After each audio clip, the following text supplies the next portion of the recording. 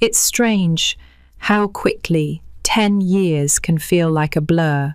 My name's Emily Carter, and I run a little bistro in our quiet town, nothing fancy, but I built it from the ground up with a lot of burned pans, aching feet, and maybe more wine than I care to admit. For a decade, I shared my life, my home, and my heart with Mark and his daughter, Chloe. We never married, Mark and I. At first, it didn't matter. He moved in when Chloe was 16, broken-hearted from her father's constant disappearances. He'd flit in and out of her life like a seasonal ghost, gone for birthdays, gone for heartbreaks, gone for years. But every time he resurfaced, Chloe lit up like Christmas. And Mark? He just smiled and let it happen. I never stood in the way, never asked for more. I cooked, I worked, and I helped put Chloe through college. Tuition, books, gas money, you name it. I even surprised her with a little red hatchback when she graduated. She cried that day, told me I was the only real parent she'd ever had. I should have written that down. Fast forward, Chloe's engaged. The wedding planning takes over everything, our conversations, weekends. Even my staff start joking about how I'm more wedding planner than chef. I don't mind. I love Chloe. This was supposed to be her fairy tale. I just never imagined I'd be cast as the wicked stepmother. It started with something small.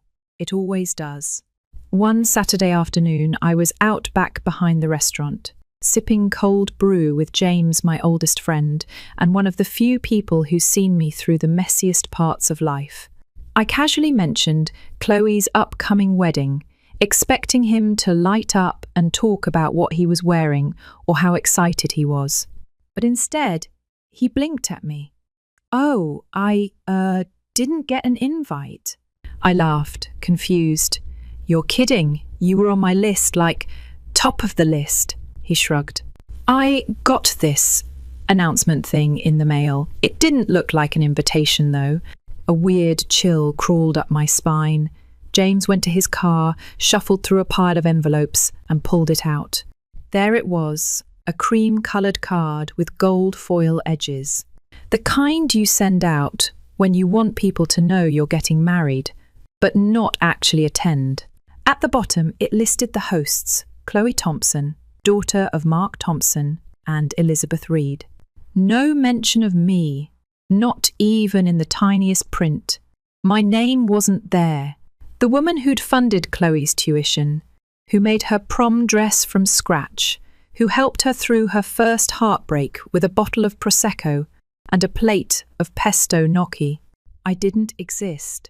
But Mark, her long-absent dad, who ghosted every major life event until now, was front and centre. I remember staring at the card for a while. Not angry, just stunned. When I got home, I asked Mark, calmly, quietly. He didn't even flinch, just said, "Yeah, it was a tight guest list. We had to cut a few names." "A few names?" I asked, trying not to sound as hollow as I felt. "You mean the 20 people I asked to invite people who've supported me, supported Chloe? They didn't make the cut?" Mark didn't meet my eyes. He just said, "It's Chloe's day." Right, Chloe's day. And I was nothing more than the woman who paid for it all. That night, I stayed late at the restaurant. Chopping onions never felt so satisfying. There's a kind of betrayal that doesn't scream, it whispers. A few days after the invitation fiasco, Mark suggested we join Chloe and her fiancé's family for Sunday dinner. Just a nice, quiet evening, he said. Nothing dramatic. I should have known better. Dinner was at the fiancé's parents' home, a warm, rustic place on the edge of town, with twinkle lights over the backyard fence and mismatched wine glasses that somehow made it feel cozy instead of chaotic. Everyone was already seated when we arrived. Laughter, clinking silverware, soft jazz in the background. And sitting at the table like some kind of damn ghost, Elizabeth, Chloe's biological mother, the woman who hadn't shown up to a single one of Chloe's dance recitals. The one who left Mark and Chloe when she was barely 7, only to pop back up years later with vague apologies and the promise of rebuilding a relationship. She was glowing that night, in a cashmere wrap and the kind of red lipstick that screamed rebranding. I wasn't prepared. We sat. I smiled. We passed salad bowls and stories. I stayed polite, focused on the garlic chicken on my plate, pretending everything was fine. And then Chloe stood up. She had that breathless glitter in the eyes look people get when they're about to make some grand, life-altering announcement. I'd seen it before when she got into college, when she got engaged. I'd always been her first phone call. Not this time. "I have something to share," she said, holding her fiancé's hand like they were about to announce a baby. "I'm so excited, because Mum's going to walk me down the aisle." She was smiling. Elizabeth looked misty-eyed. Someone clapped. I heard someone whisper, "That's so beautiful." The only sound I made was the soft clink of my fork hitting the plate. I didn't even realize I'd stopped eating. "Mark?" He looked away. Didn't say a word. It was like someone had unplugged my whole body. My arms were heavy.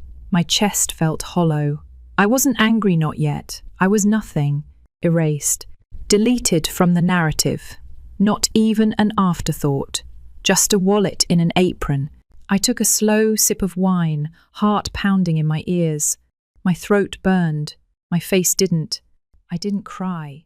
I didn't scream. I just existed there, in that moment, watching the last 10 years get airbrushed out of Chloe's story. And then I stood up, gently, not slamming my chair back or knocking over a glass like in the movies. Just calm. "Still, I'd like to make a toast," I said. Everyone froze. I hadn't spoken more than 3 sentences all night, but the tone in my voice steady, too steady, cut through the chatter like a knife. I raised my glass. "To Chloe and Michael, you've both built something beautiful together." And to Elizabeth, the first added, nodding in her direction, "for stepping up in such a big way. It's amazing, really, how everything seems to fall into place." I looked at Chloe. "For a long time I thought I had a role in this family, but tonight you've helped me see things more clearly. I see now that I'm just the woman who paid the bills." Silence. Not even the jazz filled the air anymore. "So, since David's sorry, Mark," I corrected, and that earned a confused look or two. "Since Mark and Elizabeth are clearly the ones this day is really about, I'll be stepping back." I lowered my glass. "That includes the wedding budget." "Of course." I saw it then. Elizabeth's eyes widened. Chloe's jaw hung open. Mark finally looking like the guilt was cracking through his polished, empty composure. Linda, the groom's mother, looked like she wanted to crawl under the table. I set the glass down. "You can all let yourselves out," I said. Then I walked out the door. That night, I didn't cry. I went home, poured myself a drink, sat on the porch of my little house and listened to the wind in the trees. The house was too quiet. The quiet I used to hate. Now it felt like freedom. By morning, I was already calling vendors. I'd kept every invoice in a folder labelled Chloe's Big Day. I never expected to use it like this. The photographer was kind.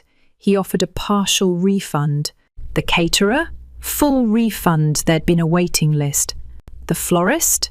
Annoyed, but professional. Minus the deposit. I was good. The venue? Well, they kept $1,500. I'd been planning to spend nearly $500,000, so honestly, that was the cheapest heartbreak I'd ever paid for. Mark didn't come home that night.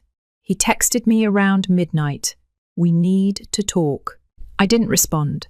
Instead, I opened the joint account we'd shared for years and started transferring out every last cent I had put in. The house was mine. The utilities were in my name. The restaurant lease? Also mine. Mark had never contributed to any of it. I don't think he ever realized just how optional he really was. By sunrise, I was drinking coffee in the same kitchen where Chloe used to sit and tell me I made better pancakes than her mum. She doesn't even eat pancakes anymore. Keto, I think. I left her wedding planner on the table for Mark to find. When he walked in, finally, he didn't yell. He didn't cry. He didn't even ask me why.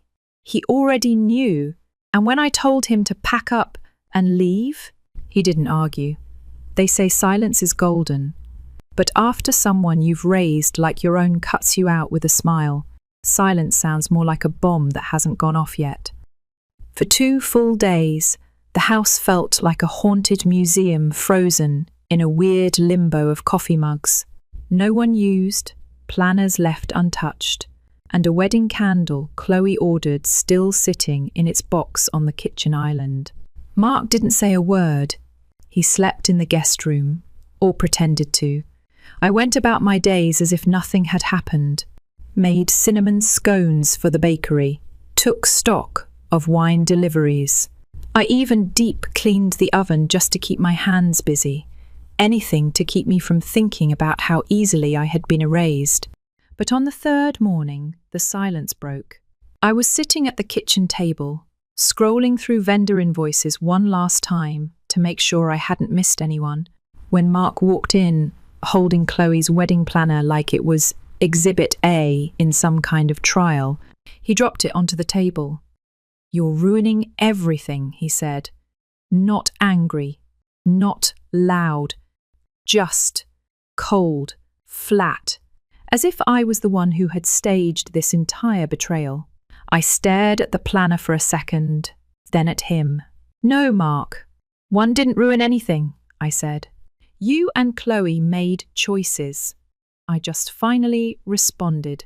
He opened the planner, flipping to the page with all the decor swatches, blush roses, champagne table linens, gold accents, and ran his hand down the list like he was still trying to salvage something. "We've already sent out announcements. Do you know how hard it'll be to rearrange everything?" he muttered. That was the moment I realized something. He wasn't upset because of what this meant for me or for us. He was upset about logistics, because in Mark's world, everything was about appearances. I pushed the planner back toward him. "You might want to give that to Elizabeth," the first said. "She's got the spotlight now." He didn't say much after that, just left the planner, grabbed his phone, and walked out. A few hours later, Chloe texted me. "No, hey, or can we talk? Just, I'm really disappointed in how you handled things. I thought you'd be more supportive." Supportive. That word rattled around in my skull like a marble in an empty jar. Supportive is when you cheer from the sidelines, not when you fund the entire field and get told to sit out. I didn't respond right away. I walked into the pantry, sat on the little wooden stool I usually used for loading flour bins, and let myself feel it. Not cry, just let the sadness unfold. 10 years of love and energy, and this was how it ended. Not with a thank you, not with a tearful, grateful hug, but with a passive-aggressive text. When I finally did respond, I kept it simple. "I'm disappointed too. I've done enough. I won't fund a wedding I'm not part of. Good luck with everything," she never replied. But the story didn't end there. 2 days later, I got a call from a number I didn't recognize. I nearly ignored it, honestly. I thought it was a telemarketer. It was Elizabeth. "Emily, we need to be adults about this," she said, voice syrupy, like she thought we were 2 PTA mums discussing a bake sale. I didn't say anything, just waited. "Chloe's devastated," she continued, "and Mark's been trying to hold it together, but you've really put them in a terrible position. Don't you think it's a bit late to walk away now?" I inhaled slowly. "It's never too late to stop being treated like a doormat." She laughed. Actually laughed. "You think this is about you? Chloe is falling apart. She hasn't eaten in 2 days. Then maybe she should have thought twice before cutting out the woman who raised her, I said. The one who paid for her education, who cooked every holiday meal, who kept her life from falling apart every time Mark disappeared. Elizabeth scoffed. You're bitter. No, I said calmly. I'm done. I hung up before she could reply. And just when I thought the circus had folded, the final act showed up. James invited me to a BBQ at his place that weekend. Said it would be good for me to get out of the house. I agreed, mostly because I missed normal conversation, and his grilled pineapple was legendary. The sun was setting when James pulled me aside with a grin. You're not gonna believe this, he said. The wedding's off. I blinked. What? Yup. Apparently, Chloe and her fiancé's family got into it over money. Word is, she and Mark expected them to foot the rest of the bill after you pulled out. I couldn't help it, I laughed. Not because I was happy, but because the irony was so rich it could have been a dessert special. They tried to write checks their egos couldn't cash, I said. James handed me another beer and patted my shoulder. You dodged a grenade, Em. That night, I sat on my back porch, legs propped on the railing, watching the stars blur behind a bottle of Cabernet. For the first time in weeks, the air felt still. Honest. My phone buzzed. Another message. This time from Mark. We're leaving town. Chloe needs space. I hope you find peace. I stared at it for a long moment, then turned the screen off. I had already found peace. They were just catching up. The morning after Mark's final message, I woke up to an unfamiliar sound. Silence that didn't ache. No footsteps in the hallway.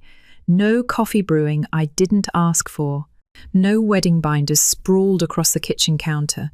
Just the hum of the fridge, the chirp of birds outside, and the soft creak of the floorboards as I padded into the kitchen. I brewed my own coffee that morning. Black, strong, no guilt added.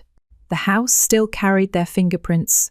Chloe's hoodie draped over the banister. Mark's hiking boots by the door. A faded grocery list on the chalkboard that still read bubbly for the brunch table. But they were gone now. Really gone. I didn't ask where they went. I didn't want to know. Let them chase a fresh start in some other town. Let Elizabeth host brunches and plan baby showers. Let Chloe build her Pinterest perfect life with someone who applauds her edits to the truth. I was no longer cast in the role of supporting character. That script had been burned. The following week, I got a call from Linda Chloe's almost mother-in-law. I debated answering, but curiosity won. Emily, she said stiffly, I just wanted to say, I'm sorry for what happened. I didn't say anything, just listened. I didn't realize how much you'd done for Chloe until the seams started unraveling. They thought we'd bankroll the rest. But it was never about the money, was it? No, I said quietly. It never was. There was a pause. Anyway, she continued, her tone softening, I wanted you to know Michael called off the engagement. He said he didn't recognize who Chloe had become. That sat heavier than I expected. Not because I was happy, but because part of me, some tired, loyal shard of my soul, still remembered Chloe when she used to run through this house in socked feet, asking me to braid her hair before school. I thanked Linda, then hung up. I stared at the ceiling for a while afterward. Not sad. Just processing. It's funny how grief doesn't always look like tears. Sometimes it's just letting go of a version of someone you helped build. A version who no longer exists. In the weeks that followed, I didn't just reclaim space, I renamed it. I painted the guest room a deep ocean blue and turned it into a reading nook. I gave Chloe's old bedroom to myself and filled it with plants, soft lighting, and a record player I'd bought years ago and never used. I brought in a carpenter to expand the patio out back. Built-in benches, string lights, a little herb garden. The project had been Chloe's idea once, but now it was mine. Just mine. At the restaurant, the team noticed the shift before I said anything. "You seem lighter," my sous chef Marisol told me one night. "I am," I said, flipping a skillet.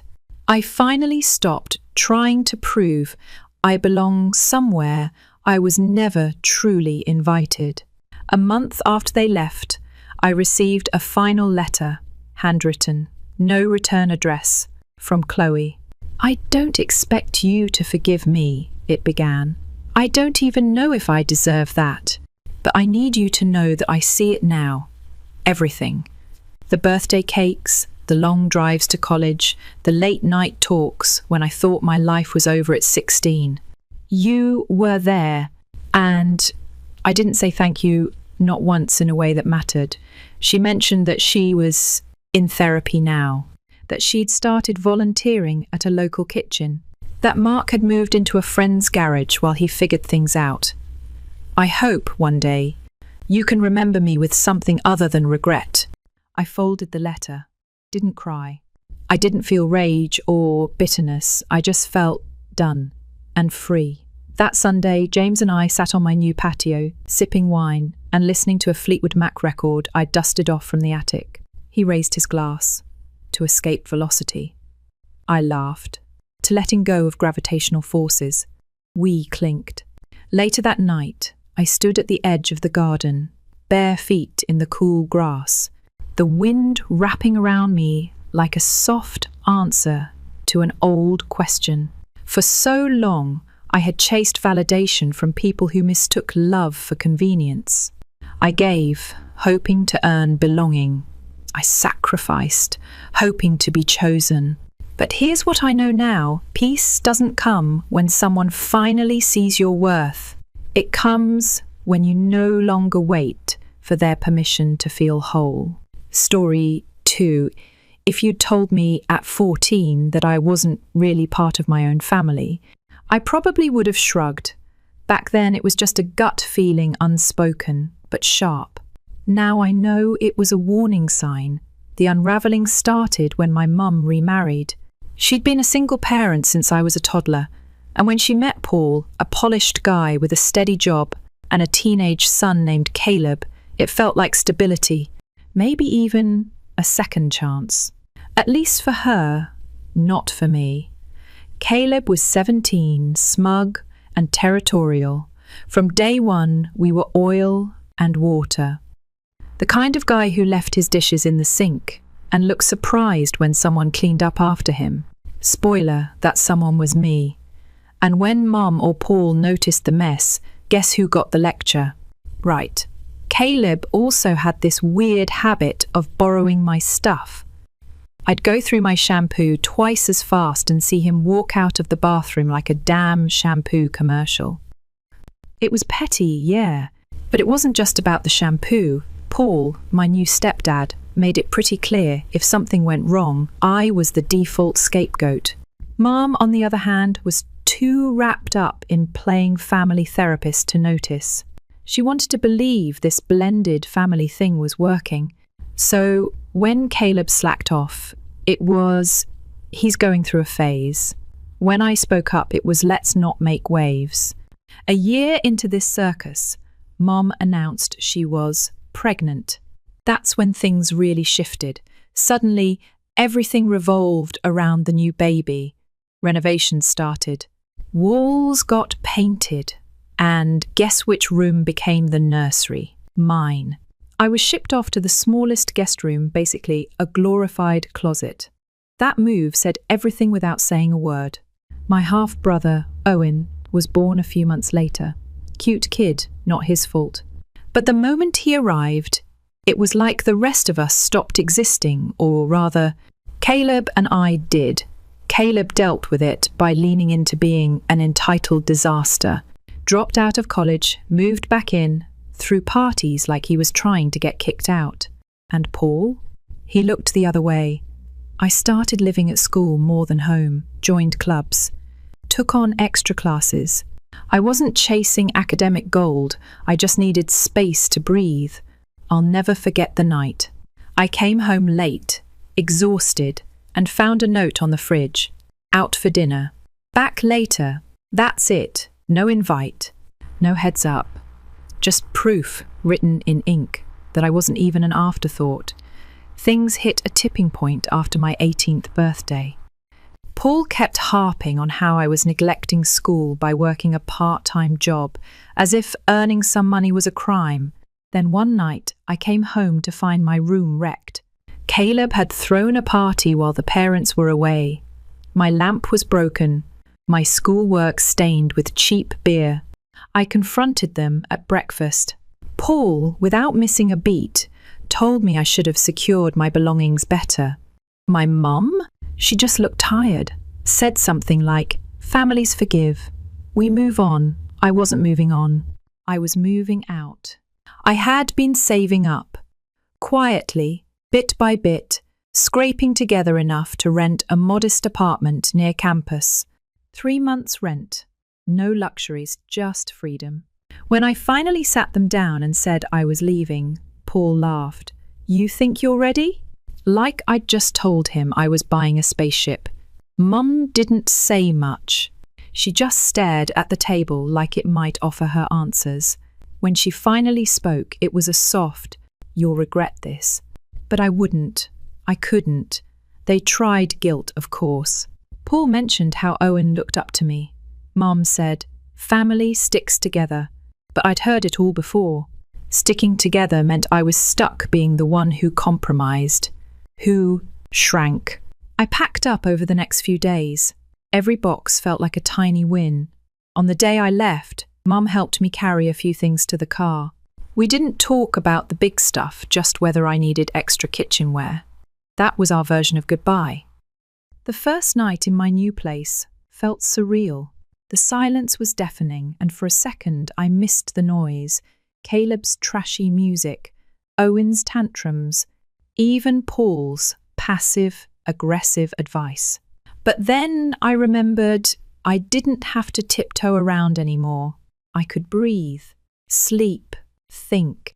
It was mine, my space, my life. I kept things cordial after that. Visited for the holidays, dropped in once or twice a month. It was manageable. Until the call that reminded me where I really stood. It was Mum. Her tone was light, too light. She said Paul had been thinking about updating his will. "He's including Caleb and Owen," she said casually. "Not you." My throat tightened. Why? Well, they're his biological children. He just thinks it's more straightforward. Right. It wasn't about money, it was about the message.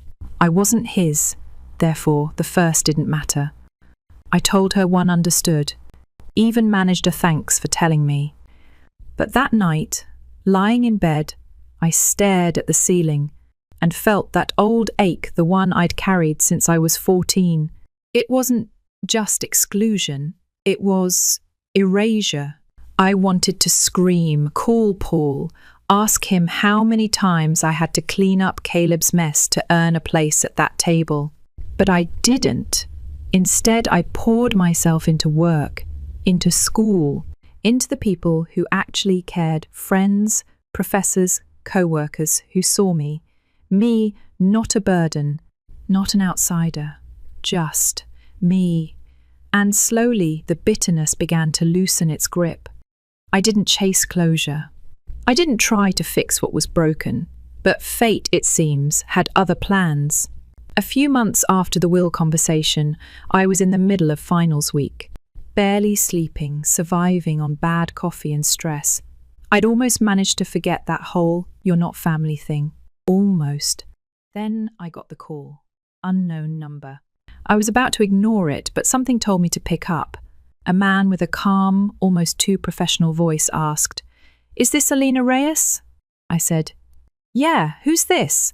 "I'm calling about the estate of Margaret Jensen." I blinked. "I'm sorry, who?" "Margaret Jensen, your great aunt. She passed away recently and named you as the sole beneficiary of her estate." I sat down, fast. I hadn't heard that name in years. Maybe once or twice in childhood, some distant relative from my dad's side, way back. Someone who sent birthday cards with perfect cursive handwriting and no return address. He continued, "She left behind a detailed will and a personal letter addressed to you. I'll be mailing everything over, but I wanted to give you a heads up. The estate is significant." "How significant are we talking?" I asked, still trying to piece together how I was even in this conversation. "Approximately $3 million, plus multiple properties and assets." I just sat there, silent, trying to figure out if I was dreaming or being pranked. It took a full week of calls, paperwork, and meetings for it to sink in. It was real. I'd inherited more money than I'd ever imagined seeing in my life from someone I barely knew. But when the letter came, that's when it hit me differently. Aunt Margaret had written it by hand. Neat, warm, clear. She said she'd always admired my independence, that she'd watched from afar, hearing stories through family grapevines. She saw herself in me, called me strong, capable, someone who deserved a chance. She never had children, and she wanted what she'd built to go to someone who wouldn't waste it. I cried, because this woman who barely knew me saw me clearer than the people I grew up with ever did. First thing I did was buy a small house. Modest, clean, mine. Then I talked to a financial planner, invested a big chunk, and picked up a rental property nearby.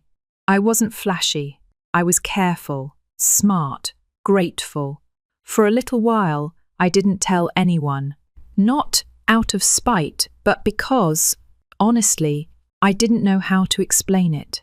"Hey, remember Aunt Margaret?" "Yeah, me neither." Anyway, turns out she left me a fortune. But secrets don't stay quiet forever. It started small. A cousin I hadn't seen in 5 years texted me out of nowhere with a weirdly friendly "Hey stranger." That was red flag number 1. Then my mum called. She sounded chipper. That fake kind of chipper where you know something's coming. She asked how school was going, how work was, if I was eating enough. Then she dropped it. "So, I heard about Aunt Margaret. That's incredible. Really unexpected, huh?" "Yeah, unexpected." Then came the subtle guilt trip. "It's been hard here lately. Paul's been struggling with some medical stuff. And with Owen's school costs, I saw it coming before she even said it. And still, when she finally asked if I could help out, it hit like a punch in the gut. Paul, the man who told me I wasn't his family, needed my help now, because suddenly I was useful again. Caleb called next, said he was in between jobs and working on some things, asked if I had a little to spare, and then it was like the floodgates opened. Second cousins, Facebook friends, people who once acted like I didn't exist were crawling out of the woodwork with open hands and bad excuses. It was overwhelming. And at first I felt bad. I really did. But then I remembered every time I was blamed for something I didn't do. Every holiday I spent watching Caleb get praised while I sat in the background. Every time Paul made it clear I was a guest in my own home. They weren't asking because they cared. They were asking because they wanted a piece. When my mum finally asked why I hadn't told her sooner, I was honest, calm but direct. "Because I've been on my own for years, Mum, and not just physically, emotionally. I stopped being part of that house a long time ago. She didn't like that, said I was bitter. That I was punishing them, maybe. But I was also protecting myself. The calls slowed down once they realized I wasn't giving in. I think the final nail was when Paul texted me a long paragraph about family unity and doing what's right. I replied with one line, "You didn't put me in your will because I wasn't family. Don't forget that." Silence. And for a while, that was it. Peace. Quiet. Until I got a letter in the mail that stopped me in my tracks. It looked official, legal, the kind of envelope that makes your stomach drop. I opened it. My mother was suing me. Yep, suing me. Claiming, as my father's widow, she had partial claim over Aunt Margaret's estate. Said she was entitled to a portion, considering the familial connection. I laughed. I actually laughed out loud. My lawyer didn't. He read the letter, paused and said, "This isn't from a real firm. The address is fake. The number doesn't work. This is a scare tactic." Turns out Paul and my mother had either paid or forged some shady paperwork to try and bluff me into giving them money. I was stunned, but I shouldn't have been. That was the final straw. I blocked them. Took a short trip out of town with friends. Cleared my head. It was the first time in years I didn't feel like I was carrying the weight of people who only saw me as convenient. When I got back, I found a note in my mailbox. Not from Mum, not from Paul, from Owen. It was scribbled in messy handwriting on a torn notebook page. "I'm sorry they're being weird. I miss you." I just sat on the steps holding that note for a long time. He was only a kid, 13, still figuring things out. But that letter, it mattered. So I texted him. We kept it simple. School, books, what he was into.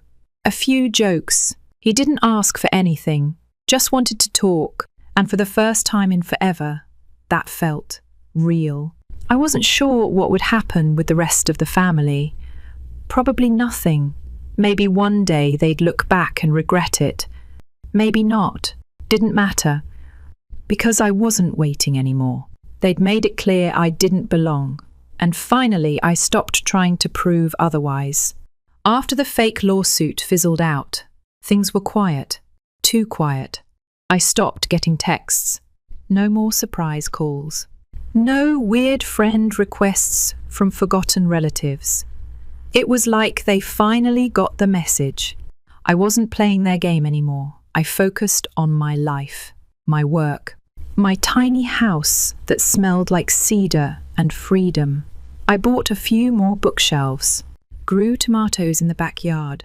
Life became simple and soft in ways I didn't know I needed. But peace, it seems, is always interrupted. It started with another call from my mum. I didn't pick up at first. Let it go to voicemail. Her tone wasn't angry this time. It was sweet, almost too sweet. "Alina, I just want to talk. Just us. Can we meet? Please." I sat with it for a day. Part of me was curious. The other part already knew this wasn't about healing. Still, I agreed, but only in public. We met at a quiet cafe. The kind with plants hanging in windows and music low enough to hear yourself think. She smiled when she saw me. I didn't smile back. I just sat down and waited. She skipped the small talk. "Paul's recovery has been hard," she said, voice soft and full of practiced sadness. "And Owen's tuition is more than we expected. You know how much we've been through." I nodded once. Let her talk. She leaned forward. "We were hoping you'd help us. Just something reasonable." I didn't say a word, just sipped my tea. She finally said it. "1 million. We think that's fair." I blinked. "Excuse me?" She didn't flinch. "It's only right. Technically, it's from your father's side. So it should have come to me anyway." There it was, the truth. Not about family, not about love. Just entitlement dressed up in guilt. I set my cup down and said, steady and clear, "I'm not giving you $1 million. Her face changed in an instant. The sweetness melted off like cheap perfume in the sun. "You've always been ungrateful," she hissed. "After everything we did for you, you think you're better than us now?" I stood up. "No, I just finally know what I deserve." Then I left. A few days later, I found out she'd been telling people I stole the inheritance. That I was hoarding it, ruining the family. She even said Aunt Margaret had promised it to her, not me. More calls came, more lies, more manipulation. Paul even sent me a long, dramatic email about duty and family values. I replied with one sentence, "You made it clear I was never family. I'm just honouring that." Silence again. But I knew better this time. The quiet didn't mean it was over.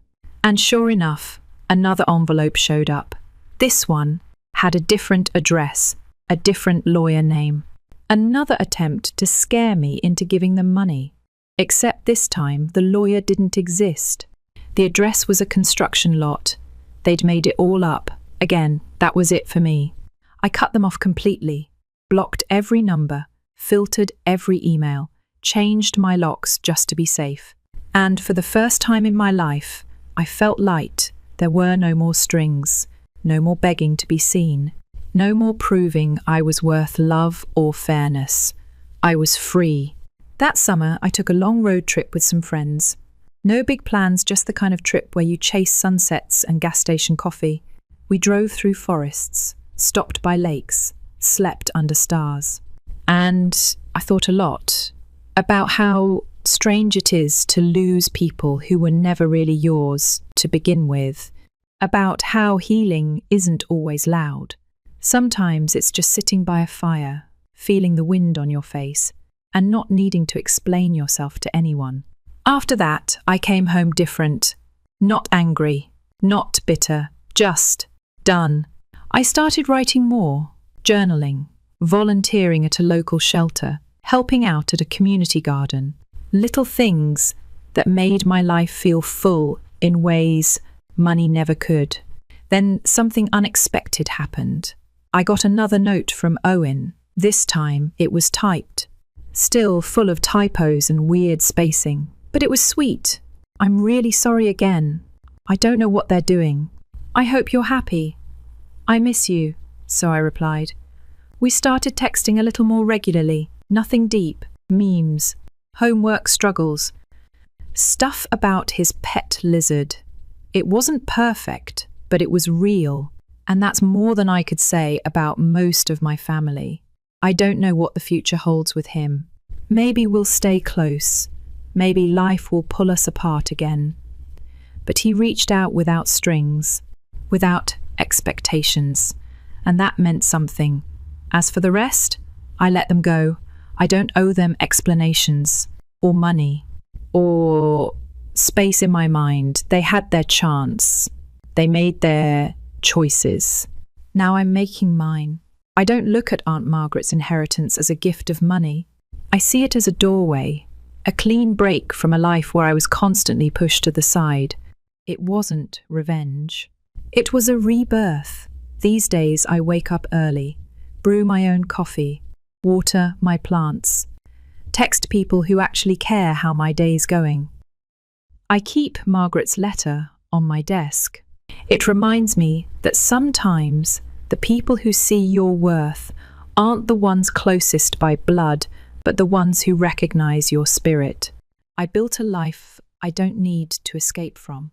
And that, to me, is the real inheritance. Story 3, I'm 31 now, and honestly, I've always felt like the placeholder child in my family. You know, the one who's just there. My sister, Mel, 29, has always had something to prove, constantly in this weird competition with me that I never signed up for.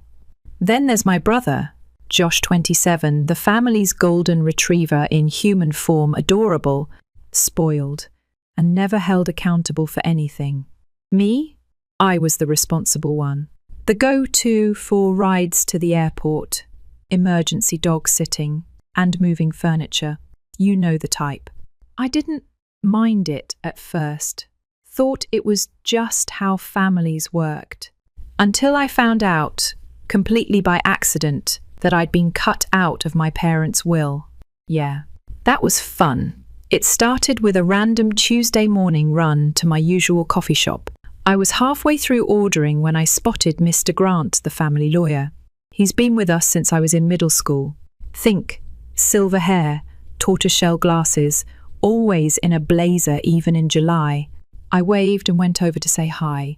Just a polite, "Hey, hope you're surviving tax season" kind of thing. But then he blinked like a deer in headlights and said, "Hope the updates to the estate plan aren't causing too much family tension." I froze. "What updates?" I asked. That's when his face did this awkward twitch, like his mouth wanted to suck the words back in. He stumbled through some excuse about how I should talk to my parents, and that he really shouldn't have said anything. I left without my coffee. The rest of the day felt like white noise. I couldn't focus. Every awkward phone call with my mum over the last few months started replaying in my head. Every "sorry, we're busy" when I tried to visit. The way she'd been, different, colder maybe. My dad's always followed her lead, so I hadn't thought too much about it. But now, it felt like I'd been asleep and suddenly woke up mid-fall. That night, I called my best friend, Nate. We've known each other since college, and he's been my sounding board through every family meltdown. I told him what the lawyer said, and he was immediately like, "Dude, that's shady. You need to ask them directly."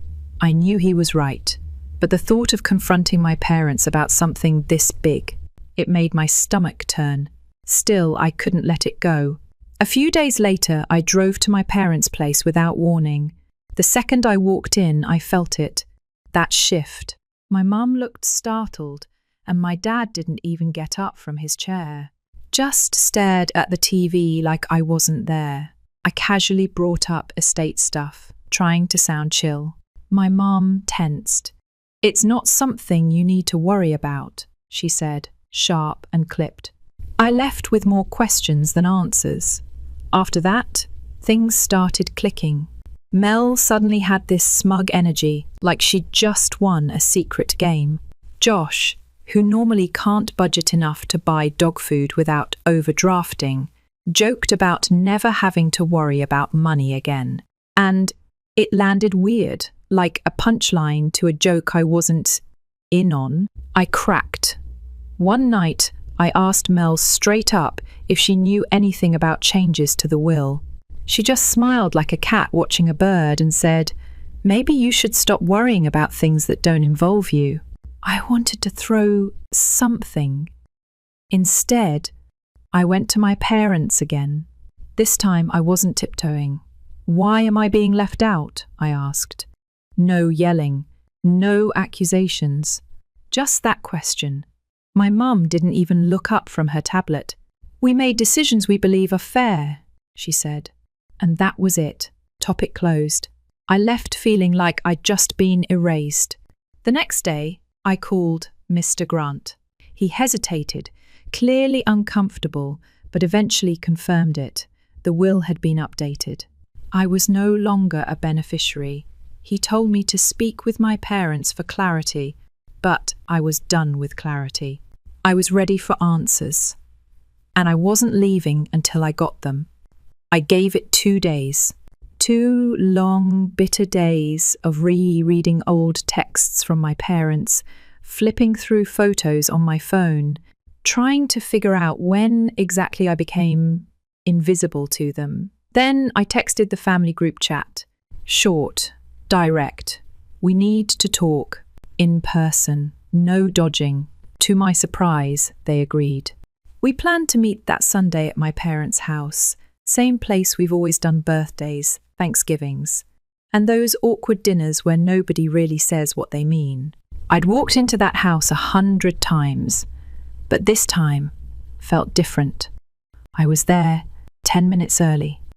Just sat in the car, staring at the front door, trying to get my breathing under control. My hands wouldn't stop shaking, and I hadn't eaten all day. When I finally stepped inside, the silence hit first. Thick and tense, like the air didn't know which side to be on. My mum was already in the living room, arms crossed like she'd been practicing her defensive stance.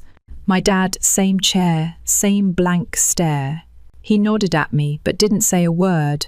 Mel was on the edge of the couch, scrolling on her phone like none of this mattered. And Josh? He was lounging back like he was about to watch a comedy special. Smirking, he was the first to speak.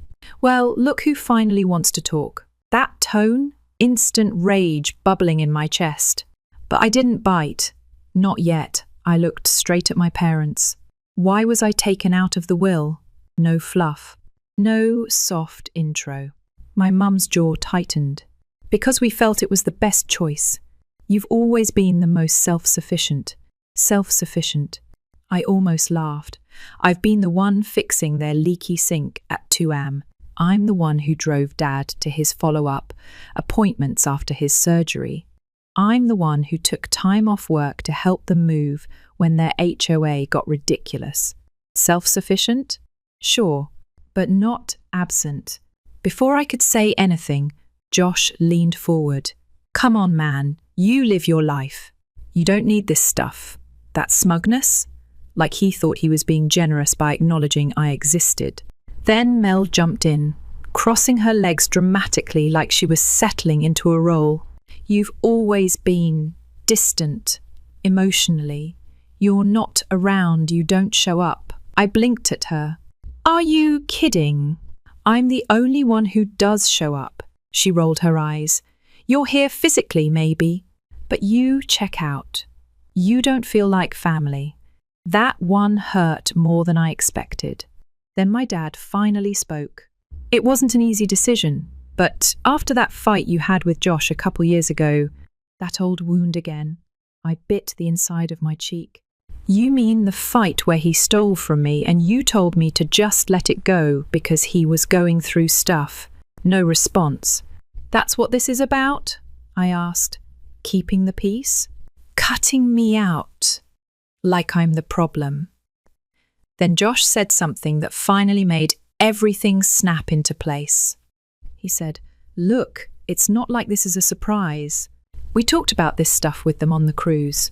Cruise? What cruise? My brain did a quick rewind. I remembered a vague text from my mum last year about being away for a few days. No details. No follow-up. Turns out Josh and Mel took our parents on a luxury cruise last year, private cabins, 6 IP lounges. The whole thing. I'd never heard about it. And surprise, the new will got signed right after they got back. Everything clicked. The sudden warmth between them. My parents pulling away from me. The smugness. The unexplained money confidence. It wasn't about independence. It was manipulation. I stood there, heart pounding. You bribed them, I said. You took them on a fancy trip and sweet talked them into cutting me out, Josh scoffed. That's rich coming from someone who's always too busy for family until something's on the line. I felt it then, this electric burn behind my eyes. But I didn't scream, didn't cry. I just looked at my parents. You let them buy you. My mum flinched but said nothing. My dad looked at the floor. That silence? It said everything. I walked out. Didn't slam the door. Didn't look back. Drove straight to Nate's place, where he let me in without a word. I told him everything, from the cruise to the new will to the way my mum wouldn't even look at me. He was livid. Said I needed to lawyer up. This smells like undue influence, he said. You have a case. I wasn't sure. A part of me still wanted this to be a bad misunderstanding, a fixable thing. But the other part, the one with the pit in my stomach and the old resentment, it knew better. So I did it. I called a lawyer the next morning, told her everything. Not because I wanted the money, but because I needed the truth. Because for once I wanted to see what would happen when I stopped playing nice. The lawyer's name was Alana, sharp mind, calm voice. She didn't flinch when I laid it all out, how I'd been cut from the will after a surprise luxury cruise. I wasn't even told about how my siblings started acting like they'd already won some secret jackpot, and how my parents had turned into strangers without explanation. She sat across from me, fingers laced, listening without judgment.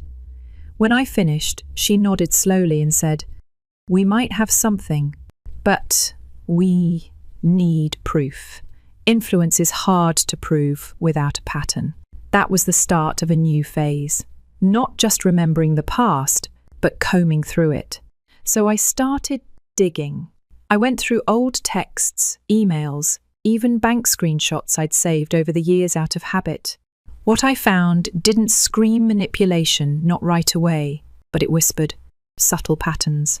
Messages from Mel to my mum, all sugar-coated concern like, "Don't worry, Josh and I will take care of things when the time comes. We just want what's best for you guys." Sounds harmless. Until you stack 10 of them together over a year and realize they're always followed by little jabs at me. Not sure where Noah is these days.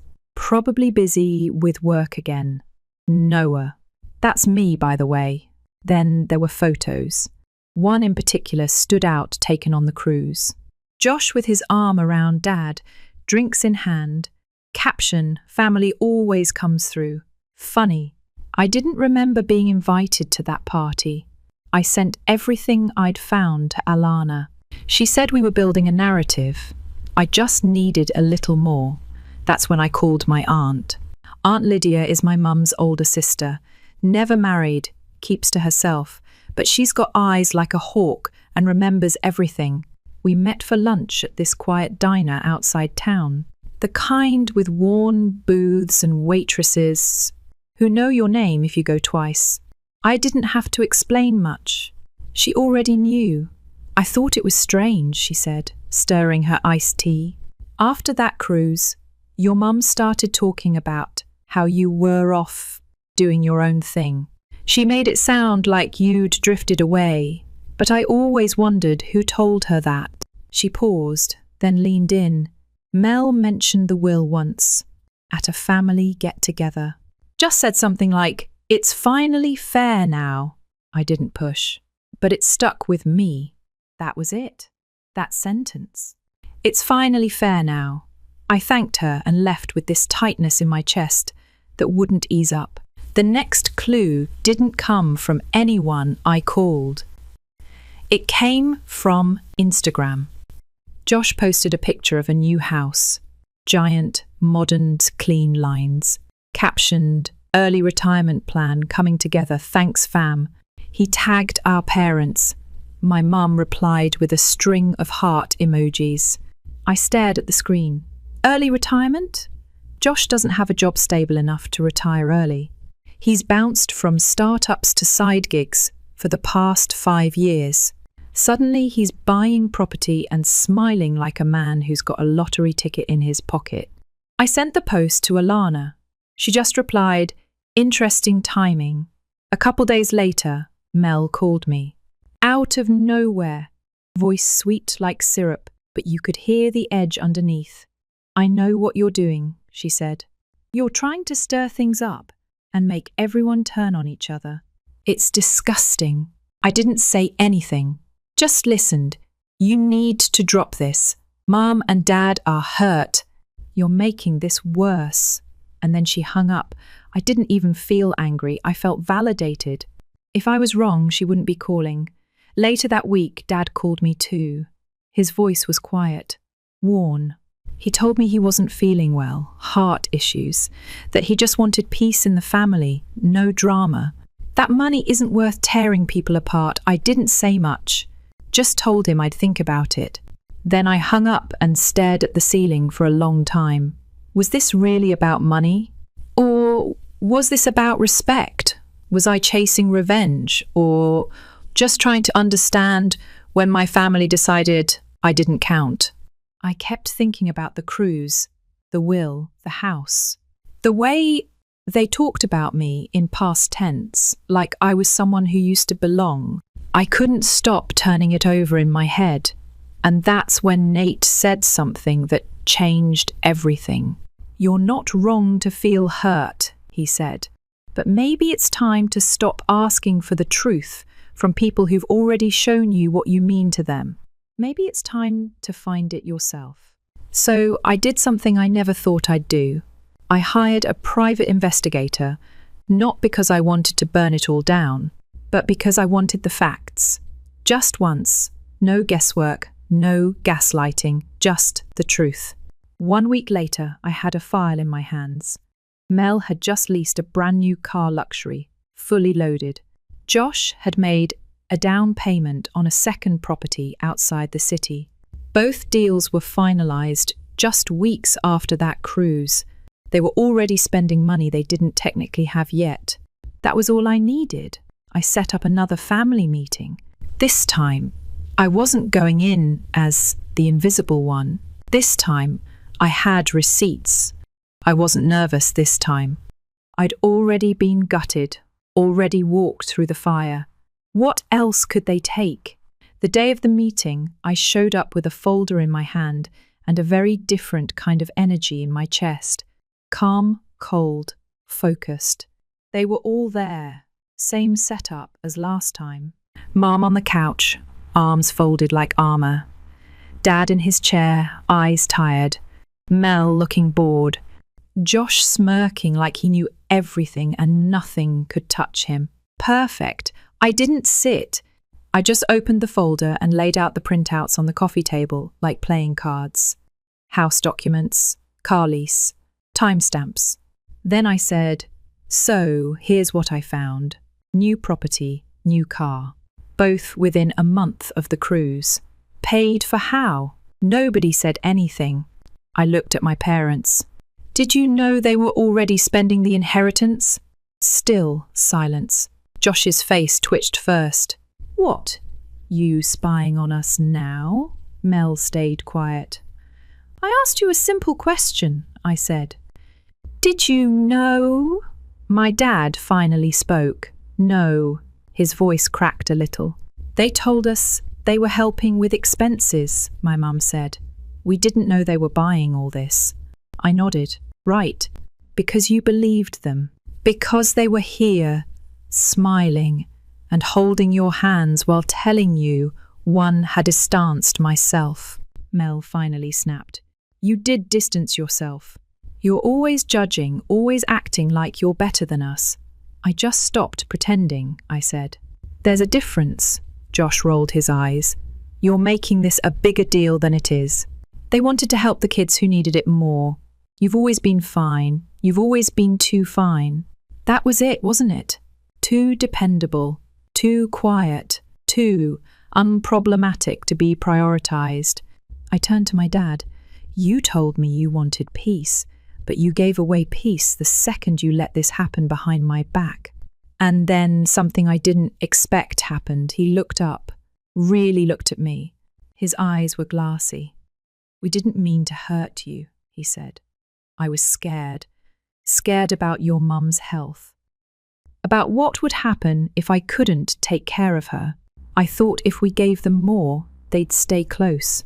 Look after her. Be around. The room fell quiet. Then he added, almost in a whisper, Your mum's been showing signs of dementia. We haven't told anyone. I stood still. No anger. No words. Just this deep, heavy sadness settling in. It made sense. The weird phone calls. The forgotten birthdays. The hesitation in her eyes when she looked at me. I hadn't seen it. Or maybe I had, but didn't want to believe it. Mel burst into tears. Said she didn't know. Josh just looked down at his shoes. Like if he stayed quiet long enough, he'd disappear. I took a breath. You made decisions without me, and you let them paint me like I didn't care. Like I wasn't part of this family. My dad nodded. I know, and I was wrong. If you still want to contest the will, I won't stop you. But I want you to know if you're willing, we want to change it again. Make it right. And this time, talk it through together. I didn't answer right away, because honestly, I didn't know. I left that night with my mind spinning. Nate came over. We sat in silence for a while. Then he said, You've got the power now. The question is, what do you want to do with it? That stuck with me. I thought about it for days. Thought about dragging them through court, making a statement, setting fire to the whole false image of our happy family. But then I thought about my mum, about how she might forget my name someday, about how she might be afraid of her own reflection soon. And somehow that cut deeper than any of this inheritance drama. So I made a decision. I met with my dad, just him. I told him I wouldn't contest the will, but only if one thing changed. A proper trust set up for Mum's care. Real protection. Not just promises. He agreed without hesitation. We sat there for a long time after that. No fixing, just two tired men who used to be father and son, sitting in the silence of what could have been. The new will got signed a month later. It was balanced. Not perfectly fair, but real. Honest. Josh didn't say much. Mel barely looked at me. I don't think either of them truly understood the weight of what they did. But I didn't need them to. My relationship with my dad got better bit by bit. We started talking again, small things at first, then memories. My mum had her good days and bad ones. Sometimes she knew who I was. Sometimes she called me by my brother's name. I kept showing up anyway. The house felt quieter than it used to, sadder, but also lighter in a way. I stopped expecting the old version of family to return. It never would, but in its place, something else started to grow. Not trust, not love even, but clarity. And sometimes that's enough. Epilogue. It's been 8 months now. The money doesn't matter anymore. I've got my own life and I sleep just fine. Josh and Mel, still themselves. I let them be. I've stopped waiting for apologies. My dad passed last week. Peacefully. In his sleep. At the funeral, Mel cried in the front row. Josh gave a speech. I didn't speak. I just stood back and let the wind carry the silence. Afterward, I went to the old oak tree in the backyard, the one I used to climb when I was 10. I stood there for a long time. Then I whispered, I forgive you, not because they deserved it, but because I needed it. And then I walked away.